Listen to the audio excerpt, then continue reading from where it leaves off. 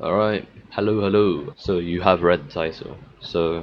Anyway, this video is gonna have to be a quick one because right now I'm actually in my GCSE exam season. So if you don't know, GCSE is like the what do you call it? Like the end of secondary school exams.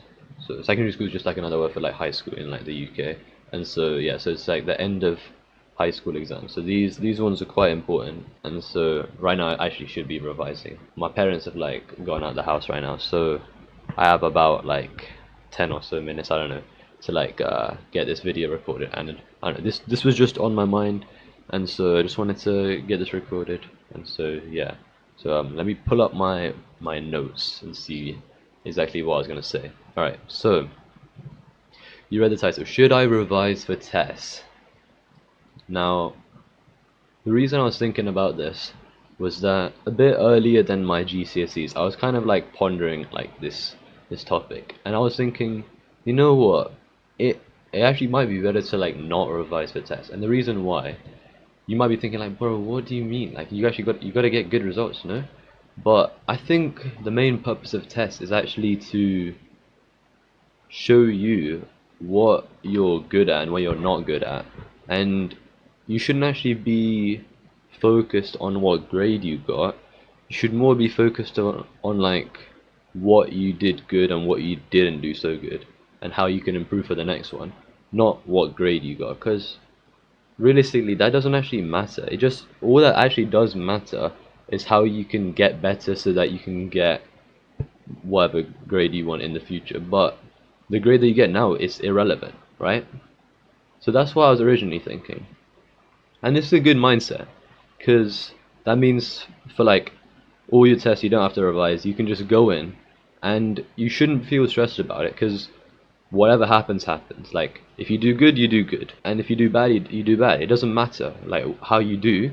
It just matters after the test comes back how you respond to it and what you actually do with that information. That's the important bit, right? And a lot of students will like lose sleep over like revising and shit. They'll like pull all nighters. That shit's so pointless, bro.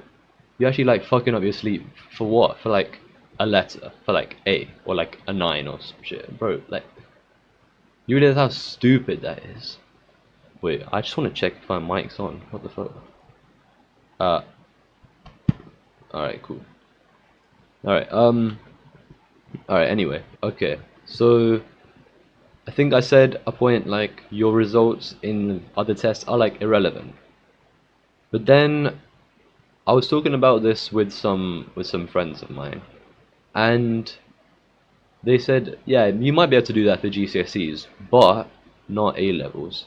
And the reason why is that your predicted grades are quite important in your A levels, and as these grades are the ones that you're going to be sending off to like universities and stuff, to for them to like actually like review and then give you like a conditional offer for you to then, if you get like the result that you need on results day, then you can go and claim that conditional offer, and then you're into that uni, right?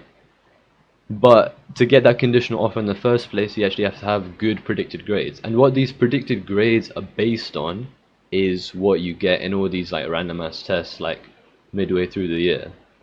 So like that random like mid-topic review that you just could not be asked for, that could be the difference between you getting into the uni you want and you not getting into that uni. So you can't really adopt this mindset of like, oh, I'm not going to revise for tests. I don't care about what I get, because that's actually important in A levels, right? And so I was thinking, okay, maybe the rule is okay. Maybe this strategy only works for GCSEs, right? But then I was also thinking, what happens to fucking COVID 24, Rosa? Because what happens then is all your actual GCSE results get based on these same like random mid-topic reviews, and so you actually need to like make sure you do well in all these tests. Otherwise, you won't get the grades you want, right? But then the other thing I was thinking was actually it's alright, you know, because I think your grade would get bumped up, even if it's kind of shit. It would get bumped up, and so just because they feel like sympathy for you or whatever, because of like COVID, and you weren't like trying to get like 100% on all these tests, and so they'll bump your grade up a little bit, and so you can still get into like whatever sixth form you want. But at the same time, your grades will get bumped up, but so will everyone else's, and so that might actually make a difference. So this also brings about this other issue about like if your GCSE results are actually important. So I think on the whole, honestly, they aren't really that important.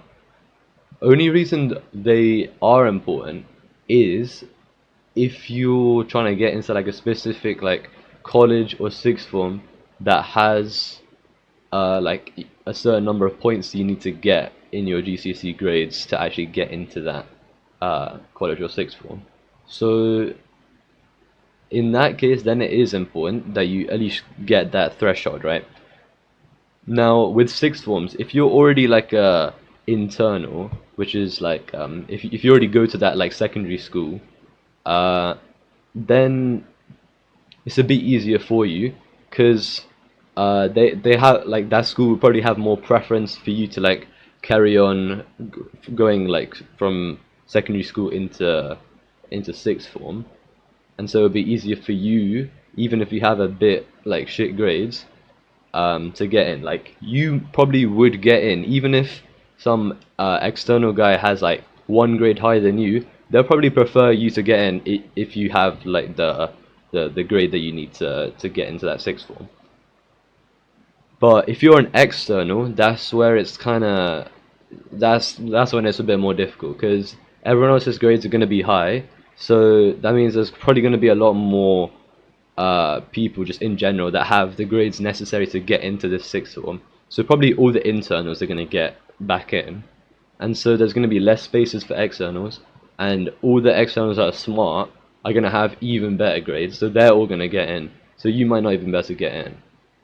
But then I'm also thinking like at the same time, it would just kind of even itself out. Like whatever result that you get after if like COVID-24 rolls around, that'll still be like the same thing because everyone's grades have bumped up. So maybe it's not irrelevant. Maybe it's not relevant. Sorry. I think this topic of if GCSEs matter is like a bigger debate. I'll probably like dedicate a future video to if GCSE results even matter, and I think you guys should also like contribute to the discussion in like the comments if you have your own views or if you agree, like whatever. Just write it in the comments. It's also good for like the YouTube algorithm or whatever. I need views, bro. All right. Anyway, so I digress. Or is it digress or digress? I don't even know. Okay. Anyway, so back to my original point. The other thing with A levels is that the thing is, even if you do bad, even if your predicted grade is bad, you can actually still get into the uni that you want if your A-level results on the results day are really good. So what you can do, I think, is, well, this is just according to like my friends. I don't know exactly how it works, but if you just call up like the exams office or something like that, or like the school, and if the university, I mean, that you're trying to get into, and say, all right, here are my results, and like you try and beg to get in, then you might actually be able to get in, and so then that kind of cancels out this whole thing about like this whole predicted grades actually matter. But then at the same time, that's quite risky because everyone else is going to have like a conditional offer, but you have no offer, and so these results that you get have to be like straight A stars or some shit for universities to actually like, consider you over some guy they gave a conditional offer to like last year.